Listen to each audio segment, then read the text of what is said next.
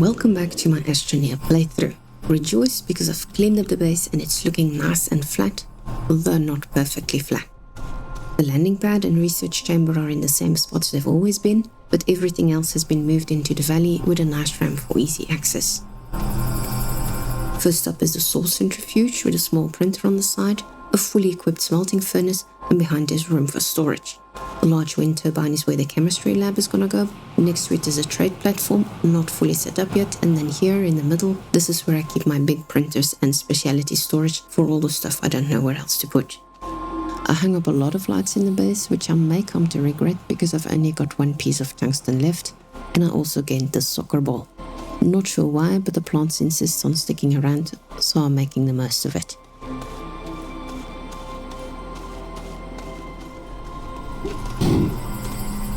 Okay, the big moment has arrived. I'm gonna finally initiate the AMPP mission, for which I'm gonna have to build an extra request platform.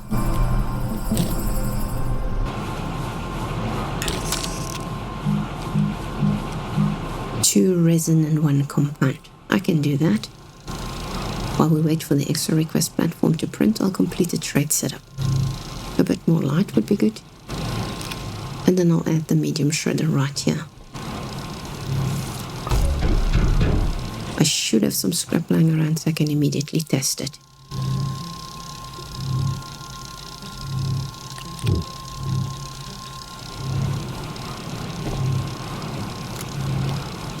That looks about right. Now, what am I supposed to do to complete this event?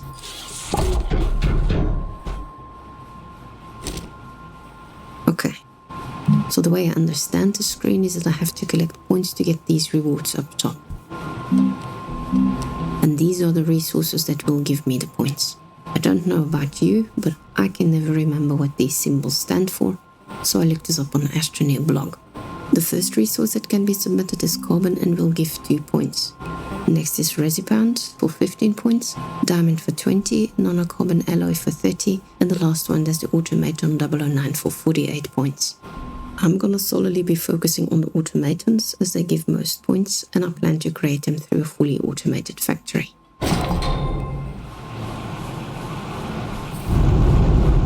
Oh, I got myself a rocket. I'd forgotten about that. I only ever participated in a Halloween event a long time ago.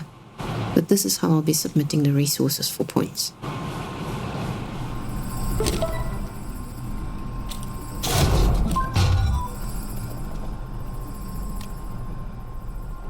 So this is what resipound looks like. Interesting. Both its looks and name suggest it's a mix between resin and compound, but the crafting process is a lot more involved. I'll need 1 plastic and 1 silicon, and then for the automaton I'll need 1 resipound and 1 diamond. Seems easy enough.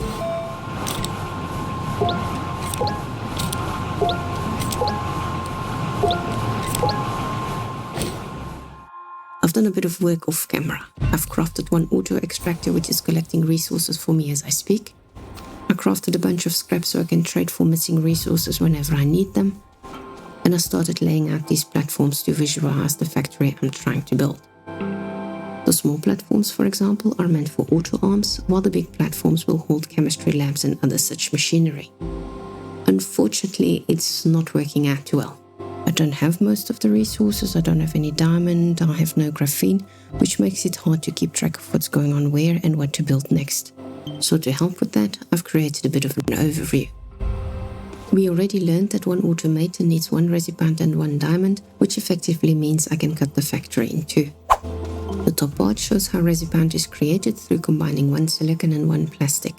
Silicon is made by combining 1 resin, 1 quartz and 1 methane. Plastic is made with 1 compound and 1 carbon, and the carbon is made from organic. The bottom part shows the diamond production process.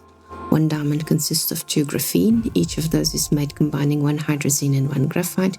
The hydrazine consists of 2 ammonium and 1 hydrogen. That's it, there's nothing more to it. Well, except for all the machinery, of course. For basic resources such as compound, resin, quartz, all the ones I'm circling, I'm gonna put in auto extractors which I'll link to the base via 1 or more rail lines. I'm thinking 2 because they would align nicely with the 2 parts of the factory. Then I'll also need 2 small printers, 5 chemistry labs, 2 atmospheric condensers, not on Glacier because this planet doesn't have the required gases, 1 smelting furnace, and a couple of tappers to get hold of the organic. Auto arms are not visible in this schematic, but I'm gonna need tons of those as well. Plus more platforms and storage and power. Yeah, it's actually quite a lot. Now that I have a better view on the resources I need, it's time to identify good harvesting spots. For the Resibind production line, I'll go underground.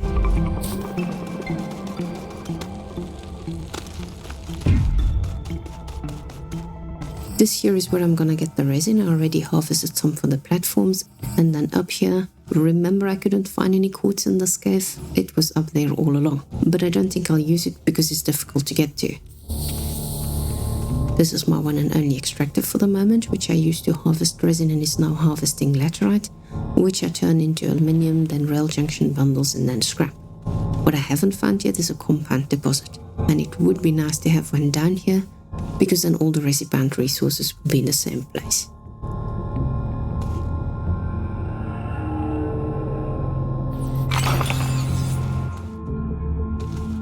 I find myself another big quartz vein that may be easier to harvest, and over there in the back is the compound deposit I was looking for.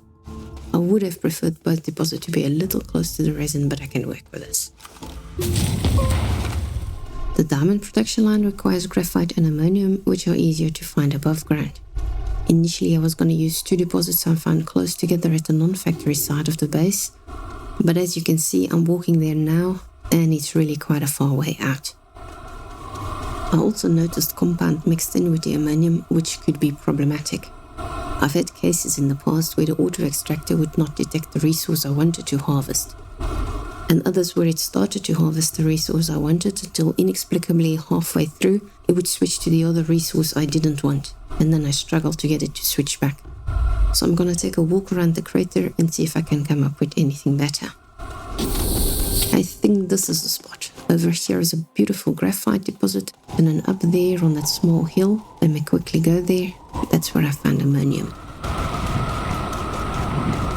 It's not the biggest of patches and there's dangerous plants lurking in the background, but there's a good source of hematite nearby, not too close to confuse the extractor, and it's closer to base, specifically the site where I'm building the factory.